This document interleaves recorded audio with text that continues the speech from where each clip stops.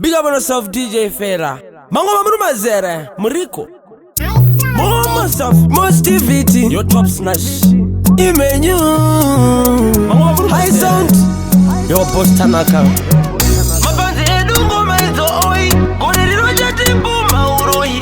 Tawati akane ngoma zechi boy. Baiboti ulunga zina wasimisa iwa wajitipisa. Wanenga wajishibisa wanuava. Izuti nga wasimisa iwa wajitipisa. Wanenga wajishibisa wanuava. Dino ngoromene pura kumberi. Pura kumberi. Aisa ngoromene pura kumberi. Pura kumberi. Yakuti chara chimwe chkwanye inda. Kurene hama unengo sina simba. Raiva tiva rakava zambuko. Izvozvo isu takabva neko. Ikoko hakuna chiriko. Ikoko kunga takabva neko. Ikoko hakuna chiriko. Ikoko kunga takabva neko. Tinovasimbisa ivo vachitipisa. Vanenge vachisvibisa vanhu ava. Isu tinovasimbisa ivo vachitipisa. Vanenge vachisvibisa vanhu ava. Tinongorovera pora kumberi. Pora kumberi. Aisa ngorovera pora kumberi.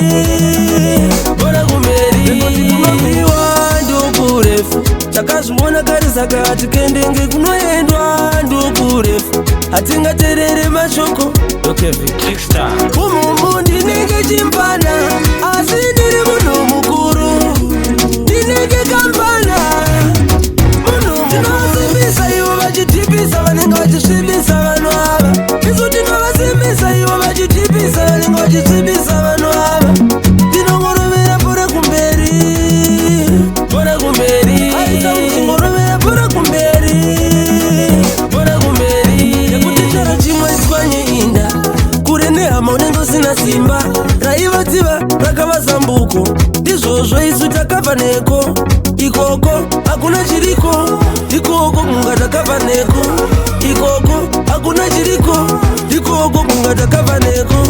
Tinovasimbisa ivo vachitipisa. Vanenge vachisvibisa